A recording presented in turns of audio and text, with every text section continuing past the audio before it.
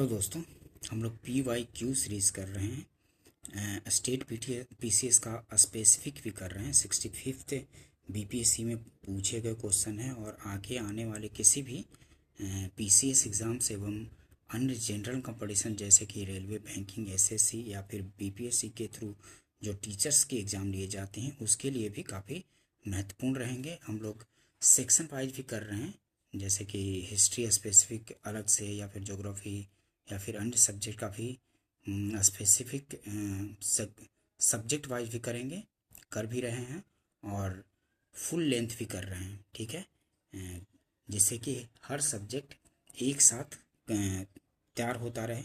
ठीक है दोस्तों, ये आगे आने वाले किसी भी जनरल के लिए भी और PCS के लिए भी काफ़ी महत्वपूर्ण सेशन रहेंगे। ठीक है, चलिए स्टार्ट करते हैं। 65th BPSC का पेपर है, चलिए स्टार्ट करते हैं।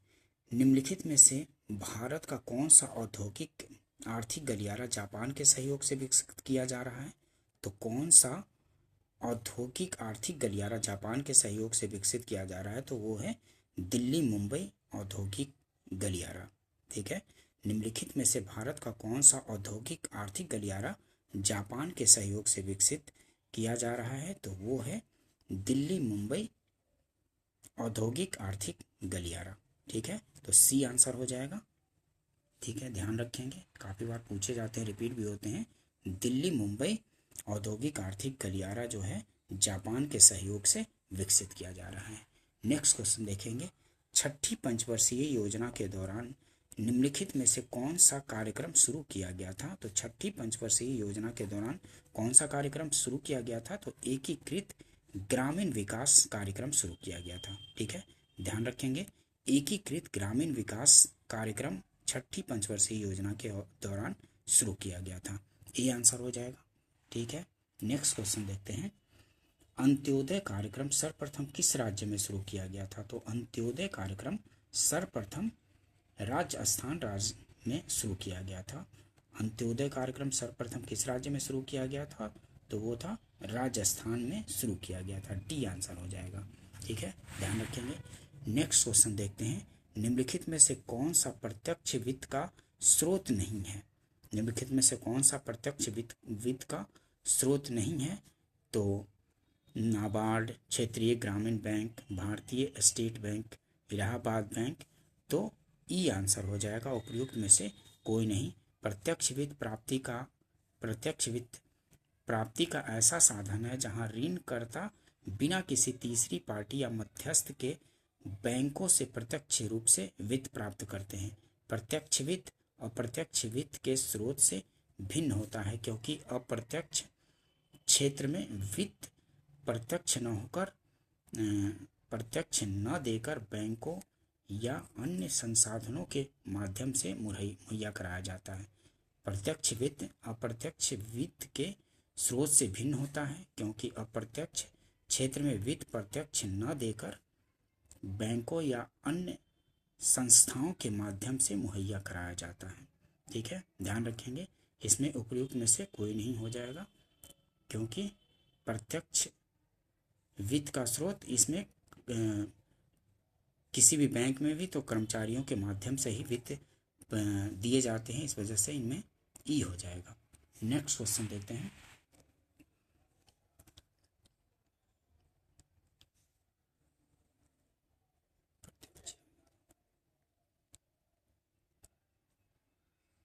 नेक्स्ट क्वेश्चन देते हैं। EPCG का पूर्ण रूप क्या है? तो EPCG का पूर्ण रूप है एक्सपोर्ट प्रमोशन कैपिटल गुड्स। ठीक है, export promotion capital goods full form है। ठीक है, पूर्ण रूप इसका C आंसर हो जाएगा। Export promotion capital goods, C answer होगा। नेक्स्ट क्वेश्चन देखते हैं। प्रधानमंत्री श्रम योगी मानधन योजना में प्रत्येक ग्राहक को 60 वर्ष की आयु प्राप्त करने के बाद न्यूनतम अनुमानित पेंशन प्रति माह प्राप्त होता है। कितना होगा प्रति माह प्राप्त? तो 3000 रुपये प्राप्त होगा। ठीक है, 60 वर्ष की आयु प्राप्त करने के बाद प्रधानमंत्री श्रम योगी मानधन योजना में प्रत्येक ग्राहक को 60 वर्ष की आयु प्राप्त करने के बाद न्यूनतम अनुमानित पेंशन कितना प्राप्त होगा प्रति माह, तो 3,000 रुपये प्राप्त होगी। ठीक है, सी आंसर होगा। ठीक है, ध्यान रखेंगे। नेक्स्ट क्वेश्चन देखते हैं। भारत में न्यूनतम समर्थन मूल्य का निर्धारण कौन करता है? तो न्यूनतम समर्थन मूल्य का निर्धारण जो है इसमें कृषि लागत एवं मूल्य आयोग के सिफारिशों पर किया जाता है, और अंतिम रूप से निर्धारित कौन करता है? तो CCEA करता है, cabinet committee on economic affairs द्वारा किया जाता है। लेकिन आयोग ने आंसर दिया था कृषि लागत एवं मूल्य आयोग ही दिया था। ठीक है, इसके सिफारिश पर किया जाता है, लेकिन करता है cabinet committee on economic affairs. ठीक है, CCEA करता है निर्धारण। देखिए एक्सप्लेनेशन देखते हैं। न्यूनतम समर्थन मूल्य कृषि मूल्य में किसी भी तेज गिरावट के विरुद्ध फसल उत्पादकों को सुरक्षा प्रदान करने के लिए भारत सरकार द्वारा किए जाने वाला बाजार हस्तक्षेप का एक रूप है। कृषि लागत एवं मूल्य आयोग की सिफारिशों के आधार पर कुछ फसलों की बुआई के मौसम की शुरुआत में न्यूनतम मूल्य समर्थन की घोषणा की जाती है। इसका उद्देश्य किसानों को बिक्री की चिंताओं से राहत प्रदान करना और सार्वजनिक वितरण प्रणाली हेतु अनाज की खरीद करना है। मतलब कि कृषि लागत एवं मूल्य आयोग की सिफारिश पर ये सिफारिश करता है कि मूल्य बढ़ाया जाए या कितना मूल्य न्यूनतम समर्थन मूल्य देना चाहिए, लेकिन अंतिम रूप से निर्धारण करता है CCEA। ठीक है, लेकिन यहाँ आंसर दिया गया था आयोग द्वारा कृषि लागत एवं मूल्य आयोग ही। ठीक है, cabinet committee on economic affairs द्वारा अंतिम रूप से निर्धारण किया जाता है। ठीक है, लेकिन वहाँ यहाँ पे वो ऑप्शन में नहीं था, लेकिन इसलिए आंसर दिया गया था कृषि लागत एवं मूल्य आयोग। ध्यान रखेंगे। हिंदू वृद्धि दर किससे संबंधित है? तो हिंदू वृद्धि दर GDP से संबंधित है। ठीक है, ध्यान रखेंगे, बी आंसर हो जाएगा। हिंदू वृद्धि दर किससे संबंधित है? तो GDP से संबंधित है। प्रश्न के आधार पर हिंदू वृद्धि दर का संबंध GDP सकल घरेलू उत्पाद से है। ठीक है, हिंदू रेट ऑफ ग्रोथ शब्दावली का आशय धर्म से नहीं बल्कि अर्थशास्त्र से है। ठीक है, 1970 के दशक में जाने माने अर्थशास्त्री प्रोफेसर राजकृष्ण ने इस धीमी विकास दर को हिंदू वृद्धि दर कहा था। ठीक है, यानी निम्न आर्थिक वृद्धि दर के लिए इसका प्रयोग किया गया था। ध्यान रखेंगे। नेक्स्ट क्वेश्चन देखते हैं। दाब का मात्रक इनमें से ग्राम प्रति वर्ग सेंटीमीटर या किलोग्राम प्रति सेंटीमीटर या ग्राम पर मिलीमीटर, किलोग्राम घन सेंटीमीटर, तो इनमें से कोई नहीं होगा। ई आंसर हो जाएगा, इनमें से कोई नहीं होगा। दाब का एसआई मात्रक पास्कल होता है। इसकी इकाई क्या हो जाएगी? तो न्यूटन प्रति वर्ग मीटर होगा। ठीक है, न्यूटन प्रति वर्ग मीटर या पास्कल। एसआई दाब का एसआई प्रति में मात्रक होता है पास्कल, या फिर होगा न्यूटन प्रति वर्ग मीटर होगा। तो यहाँ पे न्यूटन प्रति वर्ग मीटर कोई भी नहीं है, तो ई आंसर हो जाएगा। ठीक है, एक पास्कल दाब एक न्यूटन के बल को इकाई क्षेत्रफल पर आरोपित करने पर उत्पन्न होता है। ठीक है, नेक्स्ट क्वेश्चन देखते हैं। सूर्य का प्रकाश पृथ्वी पर पहुंचता है, कितने टाइम में पहुंचता है सूर्य का प्रकाश पृथ्वी पर? तो 8 मिनट 19 सेकंड में पहुंचता है। ठीक है, आंसर दिया गया था आयोग द्वारा 8 मिनट। ठीक है, सी आंसर हो जाएगा। ऐसे देखा जाए तो सूर्य का प्रकाश पृथ्वी पर पहुंचने में 8 मिनट 19 या 20 सेकंड लगता है। ठीक है, 8 मिनट 20 सेकंड का समय लगता है। आयोग द्वारा लगभग में 8 मिनट का दिया गया था आंसर। ठीक है, सी आंसर हो जाएगा। ध्यान रखेंगे। निम्नलिखित में से कौन सी अदिश राशि है? तो इनमें से अदिश राशि कौन सी है? तो दाब जो है अदिश राशि है, बी आंसर होगा। ठीक है, बल, वेग और त्वरण जो है सदिश राशि है, लेकिन दाब जो है अदिश राशि है, तो बी आंसर हो जाएगा। नेक्स्ट क्वेश्चन देखते हैं। निम्नलिखित में से किस राशि का मात्रक नहीं है? तो निम्नलिखित में से किस राशि का मात्रक नहीं है? तो इनमें से विकृति का मात्रक नहीं है। ठीक है, विकृति का मात्रक नहीं है, सी आंसर हो जाएगा। नेक्स्ट क्वेश्चन देखते हैं। वायु में ध्वनि तरंगे होती हैं, तो वायु में ध्वनि तरंगे अनुदैर्घ्य होती हैं, बी आंसर होगा। वायु में ध्वनि तरंगे होती हैं अनुदैर्घ्य, बी आंसर होगा। नेक्स्ट क्वेश्चन देखते हैं। 50 डिग्री सेंटीग्रेड का मान फ़ारेनहाइट स्केल में क्या होगा? तो 122 डिग्री फ़ारेनहाइट होगा। CY5 equal to F-32/9 formula है। CY5 equal to F-32/9। ठीक है, तो 50 डिग्री सेंटीग्रेड को फ़ारेनहाइट में चेंज करना है, तो 50 डिग्री सेंटीग्रेड बटे 5, तो 5 ढाई 10 हो गया। यहाँ F-32/9, तो कैलकुलेट करेंगे तो कितना आ गया? यहाँ पे कैलकुलेट करके 122 डिग्री फ़ारेनहाइट आ जाएगा। ठीक है, ध्यान रखेंगे। ये इधर जाएगा तो 90 में 32 जोड़ेंगे तो आ गया 122 डिग्री फ़ारेनहाइट। ठीक है, ध्यान रखेंगे, बी आंसर हो जाएगा। ये फॉर्मूला याद रखेंगे, ये हमेशा क्वेश्चन पूछे जाते हैं डिग्री सेंटीग्रेड से फ़ारेनहाइट में स्केल में बदलने के लिए। तो फॉर्मूला है CY5 equal to F-32/9। Next question देखते हैं। हर्ट्ज में क्या नापा जाता है? तो हर्ट्ज में आवृत्ति नापा जाता है, ए आंसर हो जाएगा। ठीक है, हर्ट्ज में आवृत्ति को हर्ट्ज में मापा जाता है। नेक्स्ट क्वेश्चन देखते हैं। शरीर का तापमान नियंत्रित करता है, तो हाइपोथैलेमस जो है शरीर का तापमान नियंत्रित करता है। शरीर का तापमान कौन नियंत्रित करता है? तो हाइपोथैलेमस शरीर का तापमान नियंत्रित करता है, ध्यान रखेंगे। नेक्स्ट क्वेश्चन देखते हैं। विद्युत धारा किस उपकरण से नापी जाती है? तो एमीटर से विद्युत धारा नापी जाती है। ठीक है, विद्युत धारा किससे नापी जाती है? तो एमीटर से, बी आंसर हो जाएगा। नेक्स्ट क्वेश्चन देखते हैं। विद्युत शक्ति की इकाई क्या है? तो विद्युत शक्ति की इकाई है वाट, डी आंसर होगा। ठीक है, विद्युत शक्ति की इकाई क्या है? तो वाट है, डी आंसर होगा। नेक्स्ट क्वेश्चन देखते हैं। एक तत्व में इलेक्ट्रॉनों और न्यूट्रॉनों की संख्या क्रमशः 18 तथा 20 है। इस तत्व की द्रव्यमान संख्या है, कितनी हो जाएगी द्रव्यमान संख्या? देखिए, इलेक्ट्रॉन की संख्या और प्रोटॉन की संख्या बराबर होती है। ठीक है, और न्यूट्रॉन की संख्या अलग होती है। तो न्यूट्रॉन की संख्या और जब प्रोटॉन की संख्या जोड़ेंगे तो वो हो जाएगा द्रव्यमान संख्या।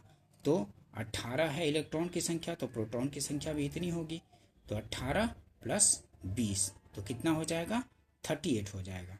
ठीक है, 18 + 20 तो 38 हो जाएगा द्रव्यमान संख्या, ध्यान रखेंगे, सी आंसर हो जाएगा। नेक्स्ट क्वेश्चन देखते हैं। निम्नलिखित में से किसे हंसने वाली गैस कहा जाता है? तो हंसाने वाली गैस जो है नाइट्रस ऑक्साइड है। ठीक है, N2O होता है, N2O, ध्यान रखेंगे। नाइट्रस ऑक्साइड N2O होता है, नाइट्रस ऑक्साइड जो कि हंसाने वाली गैस है, बी आंसर होगा। ठीक है, निम्नलिखित में से किसे हंसाने वाली गैस कहा जाता है? तो नाइट्रस ऑक्साइड है, N2O है। निम्नलिखित में से कौन सा एक तत्व नहीं है? तो इनमें से जो गैस है तत्व नहीं है। ये धातु तत्व है, अधातु भी है, उपधातु भी है, लेकिन गैस जो है तत्व नहीं है।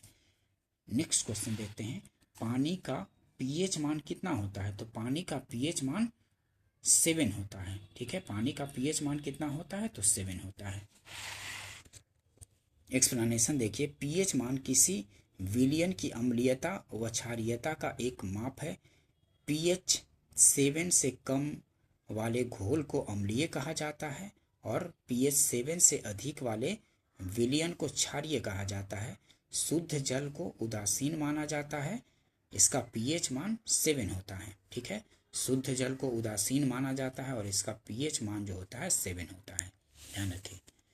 ऑक्सीजन अनुपस्थित होती है, तो किसमें ऑक्सीजन अनुपस्थित होती है? तो किरोसिन में ऑक्सीजन अनुपस्थित होती है, ए आंसर हो जाएगा। ठीक है, ऑक्सीजन अनुपस्थित होती है किसमें? तो किरोसिन में ऑक्सीजन अनुपस्थित होती है, ये आंसर होगा, ध्यान रखेंगे। प्राकृतिक रबर किसका बहुलक है? तो प्राकृतिक रबर जो है आइसोप्रीन का बहुलक है, ये आंसर होगा। प्राकृतिक रबर किसका बहुलक है? तो आइसोप्रीन का बहुलक है, ये आंसर होगा। नेक्स्ट क्वेश्चन देखते हैं, ग्लूकोज का सूत्र क्या है? तो ग्लूकोज का सूत्र है C6H12 और O6 है, ठीक है, सी आंसर होगा। C6H12 और O6 ग्लूकोज का सूत्र है, ध्यान रखेंगे। CO समूह का आबंध क्रम क्या है? तो CO समूह का आबंध क्रम 3 है, ठीक है, CO समूह का आबंध क्रम जो है 3 है, ध्यान रखेंगे। काफी बार पूछा जाता है CO समूह का आबंध क्रम क्या है? तो 3 है, डी आंसर होगा। नेक्स्ट क्वेश्चन देखते हैं, शैवाल और कवक के मिलने से लाइकेन बनता है, जिसे कहते हैं, क्या कहते हैं? शैवाल और कवक के मिलने से लाइकेन बनता है, जिसे कहते हैं म्यूचुअलिज्म कहते हैं, बी आंसर हो जाएगा, ठीक है। शैवाल तथा कवक पादपों के मिलने से लाइकेन बनता है, लाइचेन या लाइकेन। इस संबंध में शैवाल का कार्य भोजन निर्माण करना, जबकि कवक का कार्य जल तथा खनिज पदार्थों का अवशोषण करना है। इस प्रकार कवक एवं शैवाल दोनों एक दूसरे के लिए लाभदायक होते हैं। इनके इस संबंध को म्यूचुअलिज्म अथवा सहजीविता कहते हैं, ठीक है, ध्यान रखेंगे दोस्तों, क्योंकि क्वेश्चन रिपीट होते रहते हैं, इसलिए इसको ध्यान से करते चलेंगे। सौर ऊर्जा एटीपी में बदलती है, क्लोरोप्लास्ट में बदलती है। सौर ऊर्जा एटीपी में बदलती है, किसमें? तो क्लोरोप्लास्ट में सौर ऊर्जा एटीपी में बदलती है, ठीक है, ध्यान रखेंगे, बी आंसर होगा। नेक्स्ट क्वेश्चन देखते हैं, प्रकाश संश्लेषण का उपोत्पाद है क्या? तो ऑक्सीजन है, O2, ठीक है, प्रकाश संश्लेषण का उपोत्पाद है तो O2 है, ऑक्सीजन है प्रकाश संश्लेषण का उपोत्पाद, ठीक है। प्रकाश संश्लेषण का सबसे महत्वपूर्ण उत्पाद ऑक्सीजन है, जिस पर सभी जीव श्वसन के लिए निर्भर करते हैं। प्रकाश संश्लेषण की प्रक्रिया में सूर्य के प्रकाश की उपस्थिति में पौधों की हरी पत्तियों के अंदर कार्बन डाइऑक्साइड और पानी के संयोग से पहले सरल कार्बोहाइड्रेट और बाद में जटिल कार्बोहाइड्रेट का निर्माण होता है। इस प्रक्रिया में ऑक्सीजन एवं ऊर्जा से भरपूर कार्बोहाइड्रेट का निर्माण होता है तथा ऑक्सीजन बाहर निकलती है। प्रकाश संश्लेषण की अभिक्रिया को निम्नलिखित प्रकार से प्रदर्शित किया जाता है, ठीक है। CO2 plus 6CO2 plus 12H2O plus प्रकाश तो बनता है C6H12O6 ग्लूकोज प्लस कितना 6O2 प्लस 6H2O का निर्माण होता है, ठीक है। तो उपोत्पाद क्या है? प्रकाश संश्लेषण का उपोत्पाद तो O2 है, ठीक है। प्रकाश संश्लेषण में सरल कार्बोहाइड्रेट और जटिल कार्बोहाइड्रेट का निर्माण होता है और फिर ऑक्सीजन भी निर्मित होता है। उपोत्पाद O2 है, ध्यान रखेंगे। निम्नलिखित में से किसकी कोशिका में कोई एंजाइम नहीं होता है? तो कोई एंजाइम किसकी कोशिका में नहीं होता है? तो विषाणु वायरस के कोशिका में कोई एंजाइम नहीं होता है, ध्यान रखेंगे। निम्नलिखित में से किसकी कोशिका में कोई एंजाइम नहीं होता है? तो विषाणु वायरस के कोशिका में कोई एंजाइम नहीं होता है, बी आंसर हो जाएगा। नेक्स्ट क्वेश्चन देखते हैं, मनुष्य के शरीर के किस अंग में लिम्फोसाइट का निर्माण होता है? तो लिम्फोसाइट का निर्माण होता है अस्थि मज्जा में। मनुष्य के शरीर के किस अंग में लिम्फोसाइट का निर्माण होता है? तो अस्थि मज्जा में लिम्फोसाइट का निर्माण होता है, बी आंसर होगा। नेक्स्ट क्वेश्चन देखते हैं, निम्नलिखित में से किस हार्मोन में आयोडीन मिली होती है? तो आयोडीन किस में मिली होती है? थायरॉक्सिन में, ठीक है, सी आंसर होगा। निम्नलिखित में से किस हार्मोन में आयोडीन मिली होती है? तो थायरॉक्सिन में आयोडीन मिली होती है, ठीक है, ध्यान रखेंगे। एड्स किसके कारण होता है? तो आप लोग को पता है कि विषाणु के कारण, वायरस के कारण एड्स होता है, ठीक है, विषाणु वायरस के कारण, विषाणु या वायरस, ठीक है, एड्स होता है, डी आंसर हो जाएगा। नेक्स्ट क्वेश्चन देखते हैं, आधुनिक रसायन शास्त्र का जनक किसे कहा जाता है? तो लेवोजियर को आधुनिक रसायन शास्त्र का जनक कहा जाता है, ठीक है। आधुनिक रसायन शास्त्र का जनक किसे कहा जाता है? तो लेवोजियर को आधुनिक रसायन शास्त्र का जनक कहा जाता है। नेक्स्ट क्वेश्चन देखते हैं, ग्रीन हाउस गैसों में मुख्य घटक होता है, तो इनमें से कौन सा मुख्य घटक होता है ग्रीन हाउस गैसों में? तो कार्बन डाइऑक्साइड होता है, मीथेन होता है, नाइट्रस ऑक्साइड होता है और ओजोन। तो ये सभी जो होता है मुख्य घटक है कार्बन डाइऑक्साइड का। तो इनमें से एक से अधिक हो जाएगा, उपयुक्त में से एक से अधिक, मतलब ई आंसर हो जाएगा। ठीक है। ग्रीन हाउस गैसें पृथ्वी ग्रह के वातावरण या जलवायु में परिवर्तन और अंततः भूमंडलीय ऊष्मीकरण के लिए उत्तरदायी है। इनमें carbon dioxide, nitrous oxide, methane, chlorofluorocarbon, वाष्प तथा ओजोन आदि शामिल हैं। ये सब मुख्य घटक हैं ये ग्रीन हाउस गैसों के। कौन कौन से?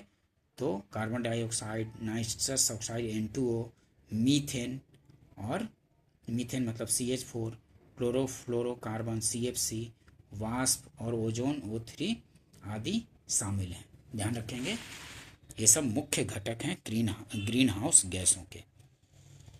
तो ई आंसर हो जाएगा, इनमें से एक से अधिक, मतलब सभी है।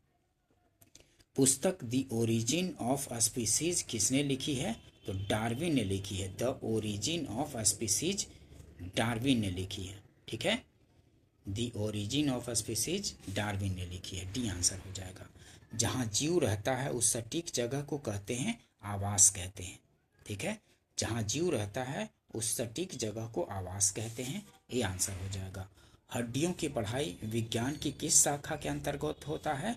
तो ऑस्टियोलॉजी के अंतर्गत हड्डियों की पढ़ाई होती है। ठीक है, हड्डियों की पढ़ाई विज्ञान की किस शाखा के अंतर्गत होती है? तो ऑस्टियोलॉजी के अंतर्गत हड्डियों की पढ़ाई होती है। ठीक है, ध्यान रखेंगे। नेक्स्ट क्वेश्चन देखते हैं, बिहार दिवस का क्या महत्व है जो हर साल 22 मार्च को मनाया जाता है? तो बिहार दिवस का क्या महत्व है जो हर साल 22 मार्च को मनाया जाता है? तो 1912 में बिहार के बंगाल प्रेसिडेंसी से अलग होने को याद करने के लिए मनाया जाता है। ठीक है, बिहार दिवस का क्या महत्व है जो 22 मार्च को मनाया जाता है? तो सी आंसर हो जाएगा। 1912 में बिहार के बंगाल प्रेसिडेंसी से अलग होने को याद करने के लिए। ठीक है, सी आंसर हो जाएगा। ठीक है, 22 मार्च को बिहार दिवस के रूप में मनाने का महत्वपूर्ण कारण है कि इस दिन बिहार राज्य की स्थापना हुई थी। 1912 में बिहार को बंगाल प्रेसिडेंसी से अलग कर नया प्रांत बनाया गया था। ठीक है, ध्यान रखेंगे। नेक्स्ट क्वेश्चन देखते हैं, निम्नलिखित में से किस राज्य को केंद्र सरकार द्वारा विशेष श्रेणी कभी नहीं प्रदान किया गया? तो बिहार को विशेष श्रेणी का दर्जा कभी नहीं प्रदान किया गया था। ये आंसर हो जाएगा। निम्नलिखित में से किस राज्य को केंद्र सरकार द्वारा विशेष श्रेणी दर्जा कभी प्रदान नहीं किया गया? तो बिहार को कभी नहीं प्रदान किया गया। ये आंसर होगा। नेक्स्ट क्वेश्चन देखते हैं, कश्मीर घाटी के अंतिम मुस्लिम शासक यूसुफ शाह चक, जिन्हें मुगल सम्राट अकबर द्वारा बिहार में निर्वासित किया गया था, दफन है कहाँ? तो नालंदा में दफन है। डी आंसर हो जाएगा। ठीक है, कश्मीर घाटी के अंतिम मुस्लिम शासक यूसुफ शाह चक, जिन्हें मुगल सम्राट अकबर द्वारा बिहार में निर्वासित किया गया था, दफन है कहाँ? तो नालंदा में दफन है। डी आंसर हो जाएगा। नेक्स्ट क्वेश्चन देखते हैं, बिहार राज्य पर्यटक विकास निगम की टैगलाइन क्या है? बिहार राज्य पर्यटन विकास निगम की टैगलाइन क्या है? तो वो है ब्लिसफुल बिहार। सी आंसर हो जाएगा। ब्लिसफुल बिहार जो है बिहार राज्य पर्यटन विकास निगम की टैगलाइन है। सी आंसर हो जाएगा।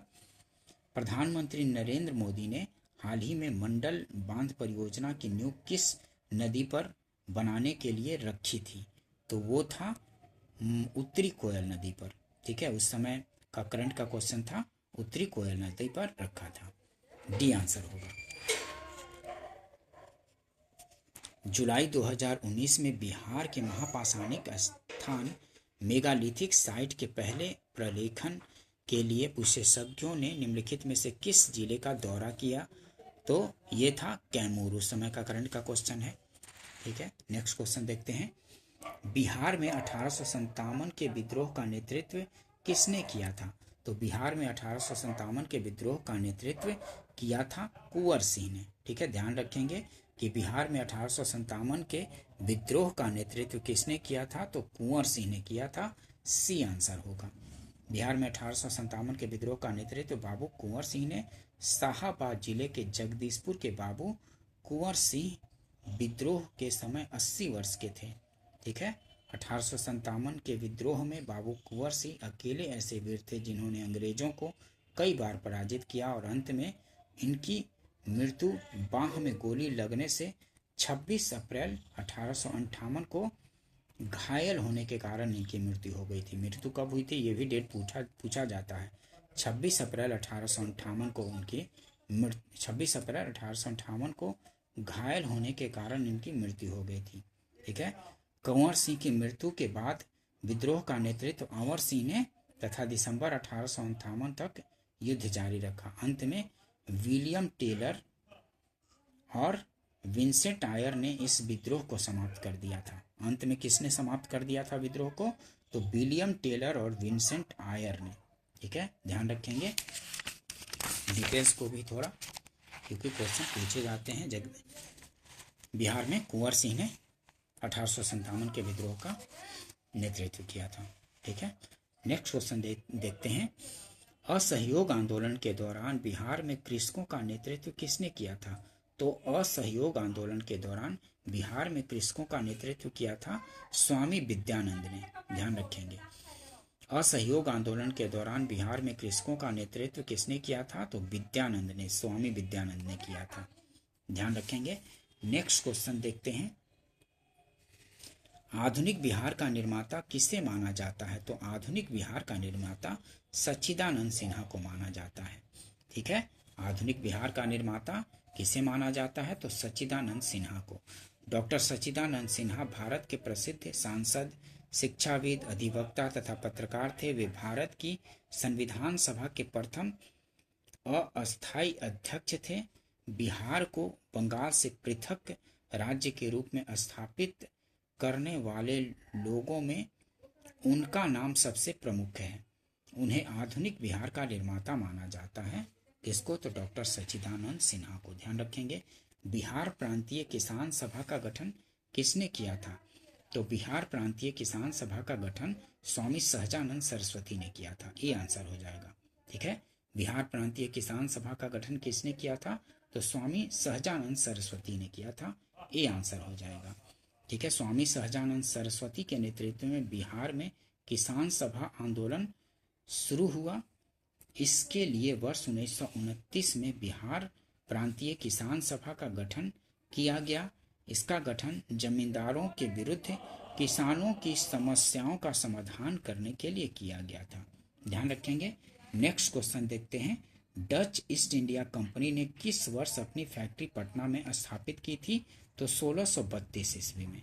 ठीक है, डच ईस्ट इंडिया कंपनी ने किस वर्ष अपनी फैक्ट्री पटना में स्थापित की थी? तो वो था 1632 में।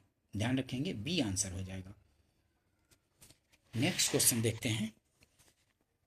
बिहार में स्वराज दल का गठन किसने किया? तो बिहार में स्वराज दल का गठन किया था श्री कृष्ण सिंह ने। ठीक है, बिहार में स्वराज दल का गठन किसने किया?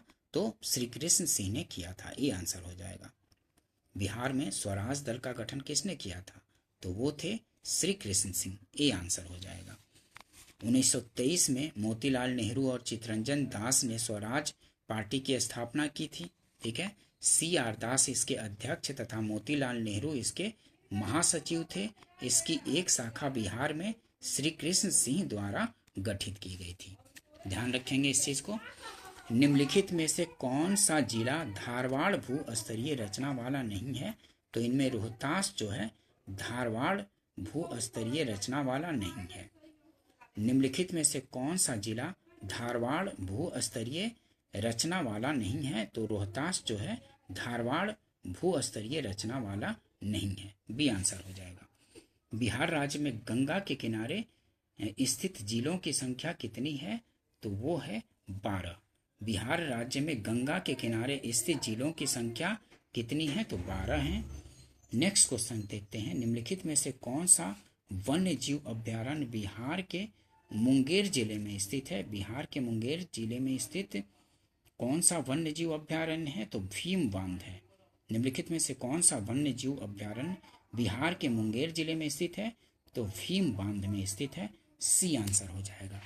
नेक्स्ट क्वेश्चन देखते हैं, 2011 की जनगणना के अनुसार बिहार के किस जिले में सर्वोच्च लिंग अनुपात दर्ज किया गया है? तो गोपालगंज में। ठीक है, 2011 की जनगणना के अनुसार बिहार के किस जिले में सर्वोच्च लिंग अनुपात दर्ज किया गया है? तो गोपालगंज में। बी आंसर हो जाएगा। 2011 की जनगणना के अनुसार बिहार के गोपालगंज जिले में सर्वाधिक लिंगानुपात 1021 है। वहीं सीवान में लिंगानुपात 988, सारण में 954, किशनगंज में 950 है। नेक्स्ट क्वेश्चन देखते हैं, निम्नलिखित में से कौन सा जिला सबसे अधिक घने पतझड़ वाले वन क्षेत्र से घिरा है? तो वो है पश्चिम चंपारण। ए आंसर हो जाएगा। निम्नलिखित में से कौन सा जिला सबसे अधिक घने पतझड़ वाले वन क्षेत्र से घिरा है? तो इनमें से है पश्चिम चंपारण। ए आंसर हो जाएगा। नेक्स्ट क्वेश्चन देखते हैं, बिहार के किस जिले में गंगा नदी सबसे लंबी है? तो बिहार के किस जिले में गंगा नदी सबसे लंबी है? तो पटना में है। सी आंसर होगा।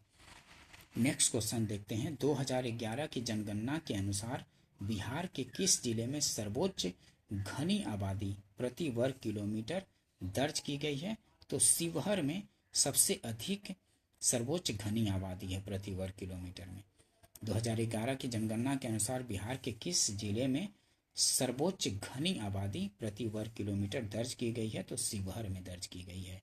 2011 की जनगणना के अनुसार बिहार के शिवहर जिले में सर्वोच्च घनी आबादी है जिसका घनत्व 1880 है। वहीं पटना में 1823 है, दरभंगा में 1728 है, वैशाली में 1717 जनसंख्या घनत्व है। तो सबसे ज़्यादा जनघनत्व के कहाँ पे है बिहार में? तो शिवहर में है।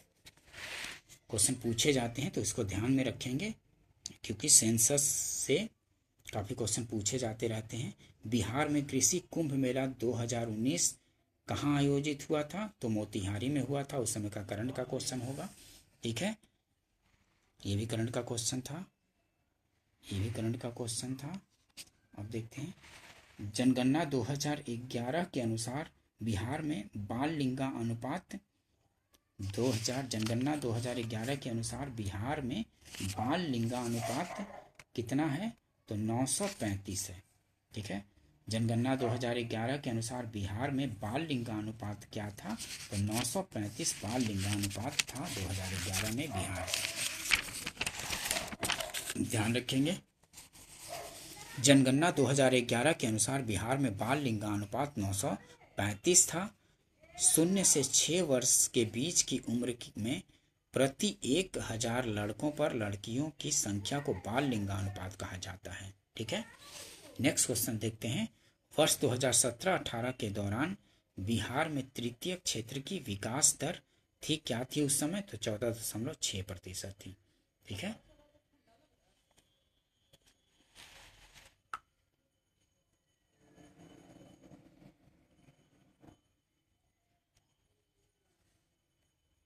नेक्स्ट क्वेश्चन देखते हैं, भागलपुर में नमक सत्याग्रह का नेतृत्व किसने किया था? तो भागलपुर में नमक सत्याग्रह का नेतृत्व महादेवलाल सराफ ने किया था।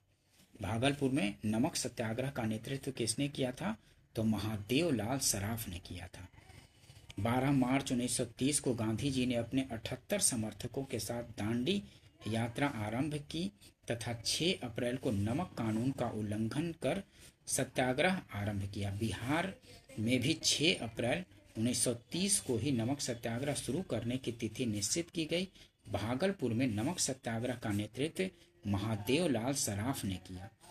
मुजफ्फरपुर में रामदयालु सिंह, जनकधारी प्रसाद और ठाकुर रामन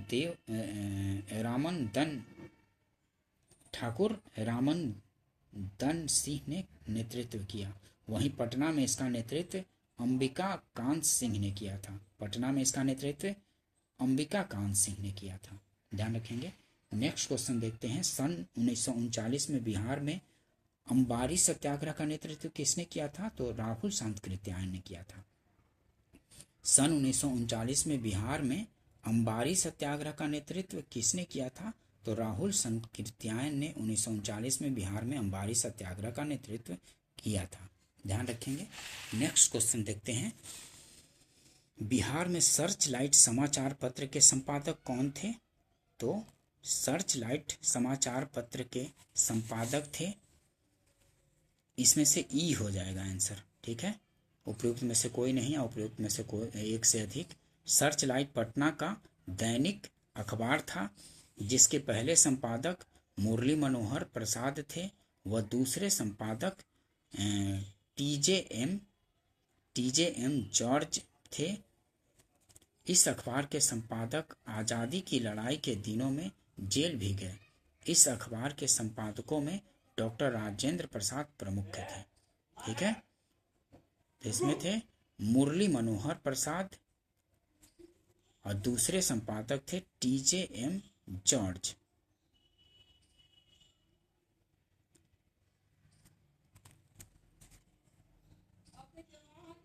यहाँ तो अब्दुल बारी, लंबोदर मुखर्जी, मुरली मनोहर प्रसाद, रामनंदन चटर्जी। सर्च लाइट पटना का दैनिक अखबार था जिसके पहले संपादक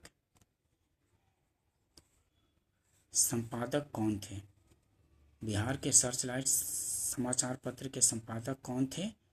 मुरली मोहन प्रसाद ना, नहीं, मुरली मनोहर प्रसाद हैं यहाँ ना, ठीक है। पहले संपादक मुरली मनोहर प्रसाद थे और दूसरे संपादक टीजे.एम. जॉर्ज थे। तो मोहन प्रसाद यहाँ, तो इसमें से कोई नहीं हो जाएगा। तो सर्च लाइट पटना का दैनिक अखबार था जिसके पहले संपादक मुरली मनोहर प्रसाद थे व दूसरे संपादक टीजे.एम. जॉर्ज थे। इस अखबार के संपादक आज़ादी की लड़ाई के दिनों में जेल भी गए। इस अखबार के संपादकों में डॉक्टर राजेंद्र प्रसाद प्रमुख थे। नेक्स्ट क्वेश्चन देखते हैं, सन 1931 में बिहार समाजवादी पार्टी का गठन किसने किया था? तो बिहार समाजवादी पार्टी का गठन 1931 में फूलन प्रसाद वर्मा ने किया था। सन 1931 में बिहार समाजवादी पार्टी का गठन किसने किया था? तो फूलन प्रसाद वर्मा ने किया था, ये आंसर हो जाएगा, ठीक है। बिहार समाजवादी पार्टी की स्थापना में निम्नलिखित ने महत्वपूर्ण भूमिका निभाई थी। किसने? तो जयप्रकाश नारायण, फूलन प्रसाद वर्मा, राहुल सांकृत्यायन। पार्टी की स्थापना निम्नलिखित दो उद्देश्यों को पूरा करने के लिए की गई थी, समाजवादी विचारों का प्रचार प्रसार और दूसरा था श्रमिक व किसान संगठन की स्थापना, ठीक है। तो बिहार समाजवादी पार्टी की स्थापना में निम्नलिखित ने महत्वपूर्ण भूमिका निभाई थी। किसने?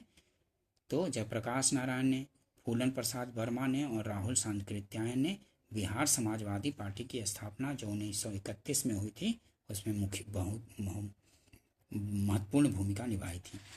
नेक्स्ट क्वेश्चन देखते हैं, पटना उच्च न्यायालय के मुख्य न्यायाधीश कौन थे जिन्होंने जुलाई 2019 में बिहार के राज्यपाल के रूप में श्री फागू चौहान को पद की शपथ दिलाई थी? तो उस समय का करंट का क्वेश्चन था, माननीय AP सिंह ने दिलाई थी, ठीक है। उस समय का करंट का क्वेश्चन था, ठीक है दोस्तों। अगर सेशन पसंद आता हो तो इसको लाइक कीजिए, शेयर कीजिए, सब्सक्राइब कीजिए। और सेक्शन वाइज भी जो करवाया जा रहा है, हिस्ट्री का भी कंप्लीट कराया जा चुका है, ज्योग्राफी का कराया जा रहा है, और भी सब्जेक्ट का इस तरह से आता रहेगा सेक्शन वाइज भी, और फुल लेंथ भी करेंगे ताकि सारे सब्जेक्ट एक साथ कंप्लीट होते रहें, ठीक है। इन सारे वीडियो को देखा करें ताकि तैयारी अच्छे से मजबूत हो सके, ठीक है, और आप सिलेक्शन ले सकें, ठीक है दोस्तों। अगर वीडियो पसंद आता हो तो चैनल को लाइक कीजिए, शेयर कीजिए अपने फ्रेंड सर्किल में, और सब्सक्राइब भी कर लीजिए ताकि इस तरह के कोई भी महत्वपूर्ण वीडियो डालूं तो आपको नोटिफिकेशन मिल सके, ठीक है। मिलते हैं नेक्स्ट वीडियो में। वीडियो देखने के लिए थैंक यू।